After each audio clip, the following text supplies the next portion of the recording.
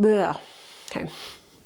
Hey everyone, I'm Anna and this is the R5 Leather Workshop, where today is going to be the start of creating a designer-inspired bag. This is going to be a 5-part series, largely because it takes a lot of time to do all these little pieces to put a bag like this together. And I was up in the studio for multiple days filming it as well. If I had put it out as one large video, it'd be about 2 hours. And I just didn't really want to do that. And it was a lot of editing time for me. So I decided to break it up. I will be putting these out a little bit quicker than I normally would. So these 5 parts are going to be coming out about every 5 days.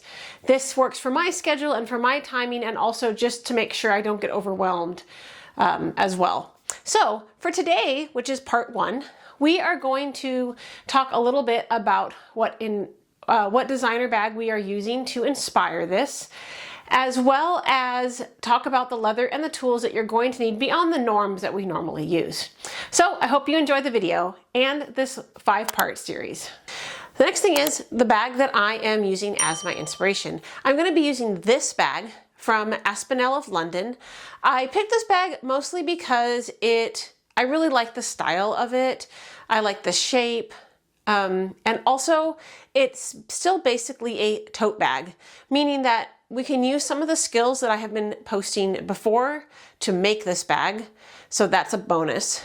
And this way you can see how you can take a simple tote bag pattern and up it to a more designer finished luxury look. So a few things I'll say about this bag. If you look at this bag, it has this stitching along the side and this kind of triangular shape. We're going to nix that and make it a little more simple to construct. This is hours of stitching if you do it this way. And although I'm going to do a little bit of a fancier side stitch, we are not going to do this particular one. I decided to fix that pretty quickly. And so for that, we'll fix that. We are going to use roughly the same size, I think. And we are also going to maybe add some other little fun flares to it as well. We'll see as we get along into later videos. So the first thing we need to talk about are the tools. Now, we seem to use the same tools just about every week, so I'm not really going to refresh your memory on those, but I am going to talk about a few of the things that we are going to need for this particular project. All right, so beyond our regular tools that we use, I just wanted to point out a few extras that we're going to need. So you're going to need a zipper of some type, and we're going to do a little bit different zipper style than I showed you in my zipper video. So we'll get to that. So you're going to need a zipper and the poles for it. You're going to need some sort of rings for the crossbody strap attachments. I've decided to go with square pieces this time. You could use D-rings, O-rings, it doesn't matter, whatever you prefer, but I'm going with these gold square pieces this time. You're going to need 2 pieces for the crossbody strap. I bought matching thread to go with my leather. I bought this wax thread in this pink color. You'll see the leather here in a minute. You'll need to get a hold of some edge paint, and make sure whatever edge paint you go with, find out if they have a base coat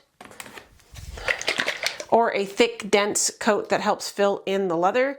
You're going to need that as well. This is Max Matte base coat from, I cannot pronounce that, but it's an Italian brand. This is from Buckle Guy. And then I have the matching edge paint to go with it.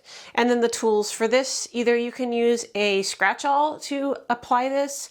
There's also tools for edge paint. So this is a part 3 thing, by the way. So if you don't want these, you don't have to do them. They are part of part 3. And then, like I said, our regular tools that we need. Also, you're going to, if you want, go back and watch my fancy handle recipe. Yes, we're cooking today. Cooking leather up. Go back and watch my fancy handle tutorial And you can do your handles for this project that way, or you can create a template to do a little more fancy connection point. That would be the other thing you would need to create on your own time. Go figure out, there's some other videos out there on how to do it. I think I touched on this briefly in the handle video, but I made this one for this video, and you can also watch as I make the handles for this one. The next thing we're going to talk about is the leather I'm going with. I am going with this very malleable raspberry color. This is an Italian leather from Rocky Mountain Leather Supply. I picked this one because it is a type that is commonly used in luxury bags, part of the reason I picked it. And a lot of luxury bag companies pick very uniform leather like this that has been chrome tanned and has had a uniform top coat put on it to have a very consistent finish. This is something that you'll see a lot. They don't tend to have more rustic leathers in designer bags, mostly because they want consistency from piece to piece to piece. So I decided to go with that type of leather myself here. So that's what we're going with here. The next thing you're going to need to do is we're going to cut pieces. This is the first thing we're going to do. For this particular project, we are going to cut all of our parts and lay them out and then go through and step by step. I have already begun cutting these. So you're going to need 2 pieces of leather. You're going to need 2 pieces of leather that are 15 by 9. So 2 pieces, 15 by 9. You're going to need, for the bottom piece, you're going to need 1 piece that is 10 inches by 5, and then a second piece that is 10 inches by 4. This one's a little short, but we're gonna make it work. Next, you're gonna need the pieces for our fancy handles. So here are our fancy handle pieces. And these pieces are 21 by 2 inches. If you go back and watch the fancy handle video, you'll know they always need to be 2 inches wide for the width of these pieces. And then they're going to be, like I said, 21 inches across. Yes, 21 inches across. Lastly, you need to cut the pieces for our kind of fancier zipper style that we're going to do. This is going to be the first part of the project that we're going to complete, is setting up the stuff for our zipper. Now, if this type of zipper, as I'm going through it, seems too complicated for you, go back and watch my zipper tutorial video, and that style of zipper will go into this bag just as easily, and you can do it that way as well. So you can always adjust that to a more simpler type. Okay, so to get started for the zipper, you're gonna need to cut a few more pieces. You're gonna need to cut 2 1-inch strips that are 14 inches long. This is the same length as the unfinished piece for your sides of your bag. That's what this piece is. This piece that you cut that was 14 by, I already forgot the length, 14 by 9. This piece is 14 by 9. So you need to cut 2 1-inch strips that are 14 inches long.